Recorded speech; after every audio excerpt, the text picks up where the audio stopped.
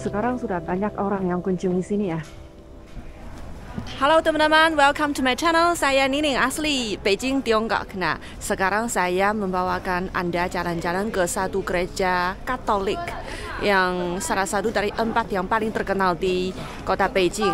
Nah, di belakang saya adalah gerejanya. Nah, sekarang saya harus memakai masker ya.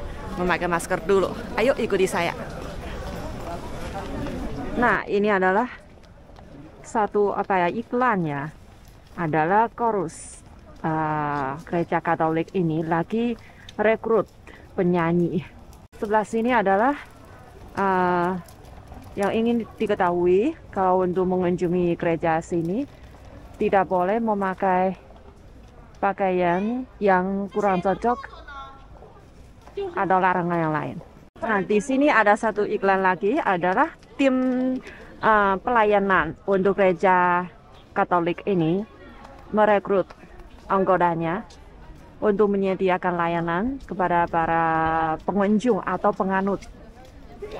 Nah, di sini adalah kursus, iklannya untuk kursus pre-wedding. Ya, jika Anda mau pesan wedding di sini, jika Anda adalah penganut Katolik mau mengadakan wedding, acaranya wedding di sini, harus mengikuti latihan dulu.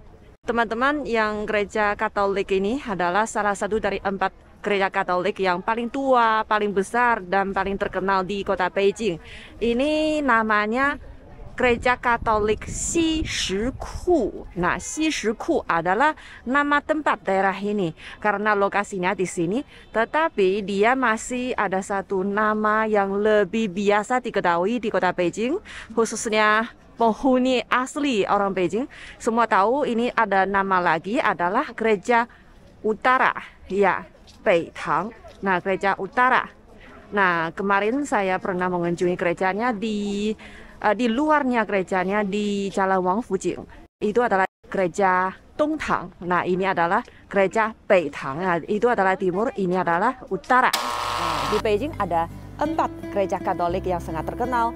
Namanya Utara, Selatan, Timur, dan Barat. Dan ini adalah gereja Katolik Timur, namanya Dongtang. Nah, soalnya pandemi ya, beberapa tahun terakhir ini gereja di sini juga pernah ditutup ya kepada publik. Tetapi baru-baru ini pandeminya sudah mereda. Jadi gereja Utara, gereja Beitang sudah dibuka kembali, baik untuk penganutnya maupun untuk pengunjungnya. Kalau dulu hanya penganutnya bisa masuk, tetapi kalau pengunjung yang biasa nggak boleh. Nah, sekarang di sini selain bisa dikunjungi juga ada penganutnya akan mengadakan misa atau beribadah ke sini.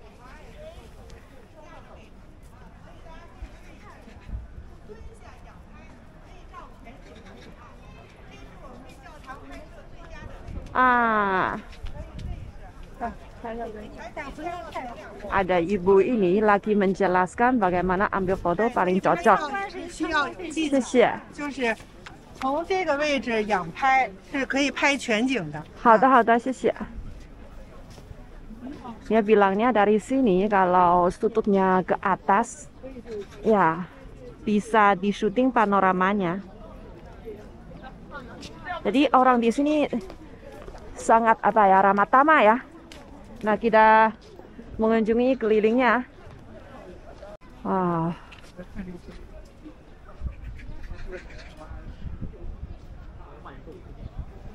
Di kolam ini ada ikan. Bisa coba kita lihat ya. Bangunan di sini arsitekturnya adalah campuran ya, gabungannya baik yang barat maupun yang tradisional Tiongkok ini.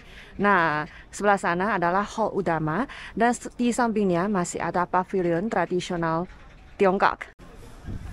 Wah, di dalamnya ada satu tugu. Bukan tugu lah, ini apa? Batu bertulis.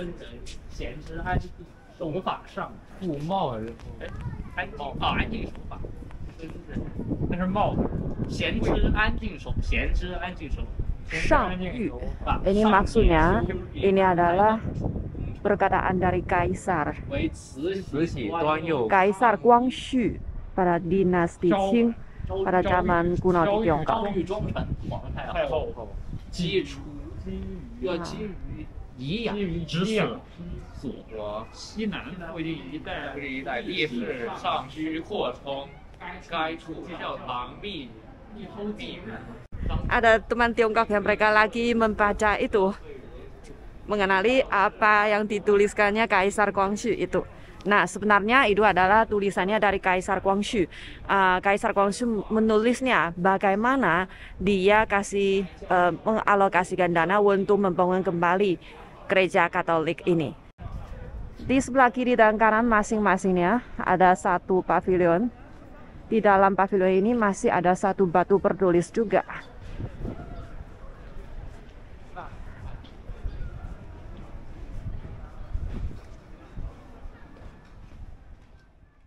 Nah, sekarang ini mencari satu tempat yang lebih sepi, tidak begitu ramai, tidak seramai di sebelah sana. Nah, untuk memperkenalkan bagaimana sejarahnya gereja Katolik ini. Namanya apa? Xishiku. Iya, dipanggil pula sebagai apa? Gereja Katolik Beitang, iya, utara. Nah, sebenarnya gereja ini sudah bersejarah lama.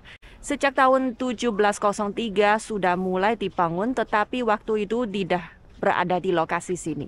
Nah, bagaimana ceritanya?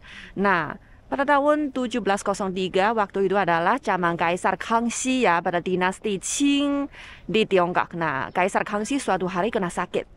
Siapa yang membantu mengobati dia supaya dia sembuh adalah dua orang misionaris penganut agama Katolik. Nah, jadi Kaisar Kangxi merasa sangat senang dan setuju kasih tanah kepada mereka berdua untuk membangun satu gereja Katolik. Tetapi waktu itu lebih dekat ya dari Forbidden City, justru di sebelah Zhongnanhai, ya lebih dekat dari sini. Tetapi 100 tahun kemudian, nah gereja Katolik ini juga mengalami banyak. Dia menyaksikan perubahan masyarakat di kota Beijing pada zaman dinasti Qing dan pernah ditutup dan disita semua asetnya oleh pemerintah dinasti Qing. Nah, kemudian beberapa tahun kemudian, sekitar pada tahun 1868, nah, Kaisar memutuskan untuk mengalokasikan dana untuk membangun kembali gereja Katolik. Nah, waktu itu di tempat aslinya yang lebih dekat dari Forbidden City itu. Tetapi Ibu Suri Cixi dia tidak suka karena dia merasa wah ini bangunannya lebih tinggi daripada bangunan-bangunan yang lain ya, terlalu dekat ya dari Forbidden City. Jadi mereka diskusi untuk pindahnya, untuk minta izin supaya semua pihaknya setuju dan gerejanya dipindah ke lokasi sini ya. Sebenarnya ya, kalau menurut Yingning, tempat ini tidak jauh nih. Tempat ini juga lebih di pusat kota Beijing, juga sangat dekat nih. Tetapi waktu itu ya Ibu Suri dia merasa wah tempat ini sudah cukup jauh. Nah, dia setuju. Nah, tetapi sampai tahun 1900 di sini juga terjadinya peperangan. Nah, jadi gereja Katolik ini juga menyaksikan peperangannya dan sesudah peperangannya berakhir pada tahun yang sama, pemerintah Kaisar Guangxu zaman itu dinasti Qing itu setuju untuk kasih kompensasi untuk memperbaiki gereja Katolik ini. Nah, zamannya berkembang sampai zaman sekarang. Pemerintah Beijing pada tahun 1985 mereka memutuskan untuk mengalokasikan dana lagi untuk memperbaiki gereja Katolik ini dan dibuka kepada umum, dibuka kepada publik. Nah, pada zaman itu, ya gereja Katolik ini sudah mulai dilindungi oleh pemerintah Beijing. Ya, bisa difahami sebagai semacam cagar budaya ya.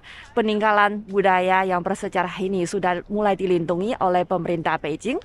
Dan beberapa tahun kemudian, sampai tahun 2006, nah, Dewan Negara Tiongkok ya secara tingkat nasional, mereka juga mulai melindungi gereja Katolik ini ya. Jadi dia dilindungi secara tingkat nasional sekarang.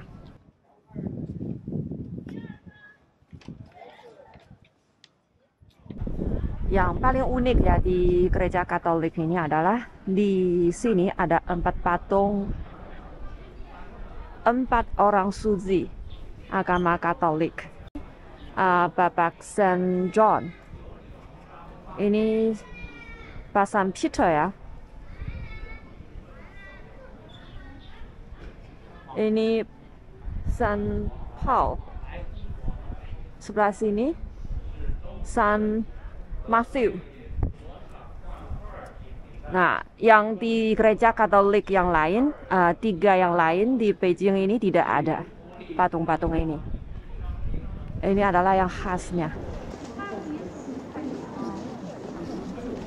Nah, gereja ini luasnya 2.200 meter persegi, ya cukup luasnya. Dan tingginya juga 16 meter lebih, dan di tempat yang paling tinggi ya 31 meter. Jadi dia pernah menjadi salah satu tempat yang paling tinggi di pusat kota Beijing pada zaman dulu. Nah, sekarang pasti tidak. Jadi kombinasinya timur sama barat ini ada singanya tradisional Tiongkok, dan juga ada bangunannya barat yang arsitekturnya gaya gotik ya, gotik. Ini asyik sekali. Wah, coba lihat. Di sini bangunannya ada apa ya ini? Kepala naga. Saya merasa ini gayanya tradisional Tiongkok juga kan? Nah, tetapi kalau jendelanya adalah kaca yang berwarna-warni.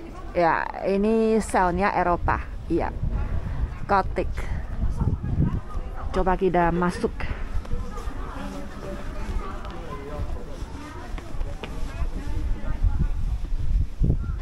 Wah, cantik sekali.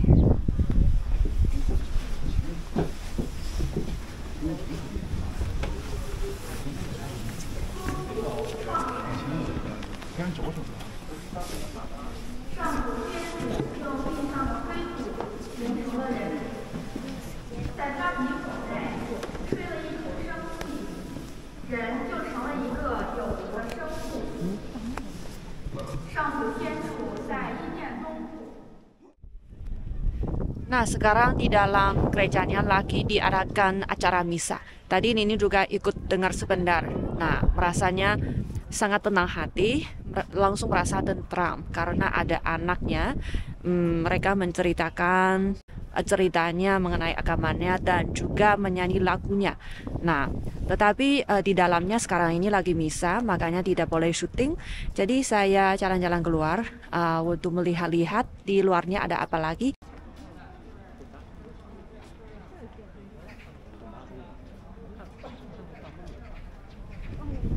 Nah, ini baca informasinya, baca bahannya. Pada zaman dulu ya, di sini selain ada gereja saja, juga ada banyak bangunan yang berfungsi yang lain yang di bawah gereja ini. Misalnya ada rumah sakit, ada panti asuhan, juga ada perpustakaan, dan lain sebagainya. Tetapi sekarang bangunan itu sudah dipindah fungsinya ya oleh perusahaan yang lain. Hanya tinggal ini saja, gereja Katolik ini saja. Dan sekarang ini sudah dibuka kembali, jadi setiap hari banyak orang mengunjungi ke sini. Di sini sekarang ini juga bisa pesan acara wedding, ya pernikahan di sini. Tetapi katanya ya, saya dengar informasinya dari sosmed, harus setengah tahun sebelumnya sudah mulai pesan, baru bisa ada, baru mungkin ada.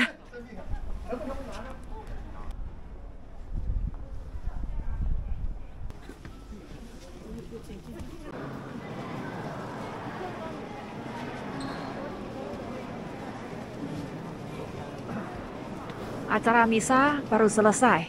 Saya ikuti sebagiannya, saya merasa sangat terharu. Sekarang orangnya lagi ada yang mau pulang, ada yang masih ada acara lain, ada yang ambil foto di sini, menikmati arsitektur yang indah di sini.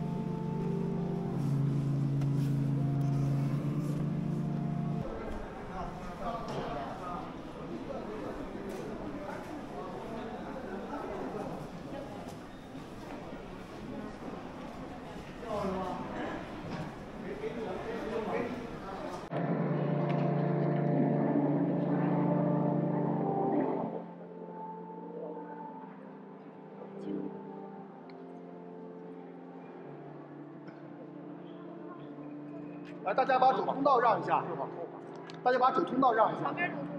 旁边的话，你往后边走，先往后边走，我一会儿到。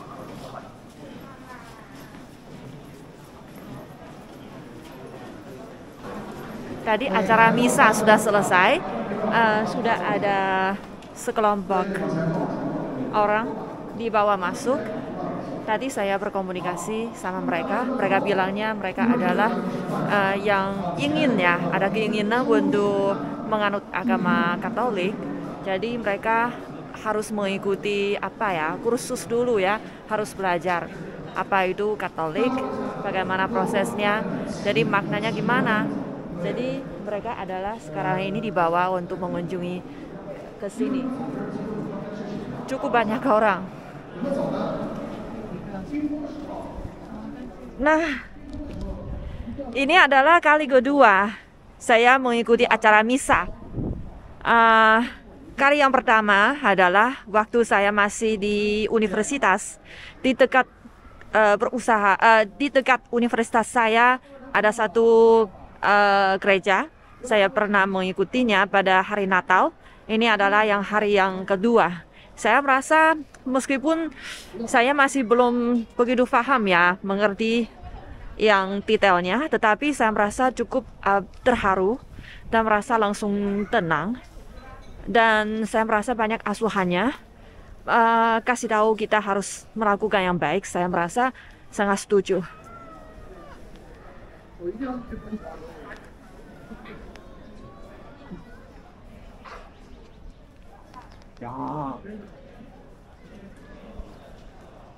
Mereka secara inisiatif ada acara di sana.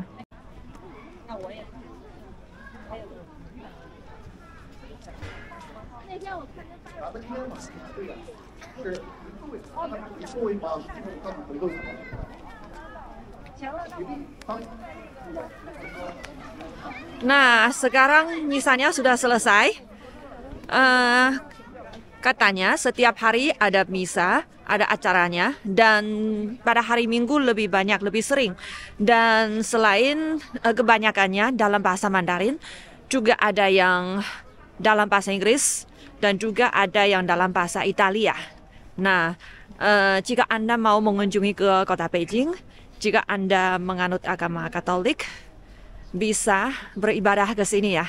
Atau mungkin Anda menganut agama yang lain, tetapi juga bisa merasai suasana di sini, menikmati arsitektur di sini juga. Saya merasa cukup baik juga. Oke, sekarang ini saya mau pulang. Sampai jumpa.